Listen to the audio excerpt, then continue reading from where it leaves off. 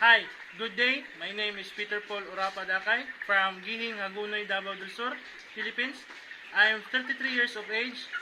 I've been a poultry farm worker since January 2015 to December 2018. My passport number is P0485639B.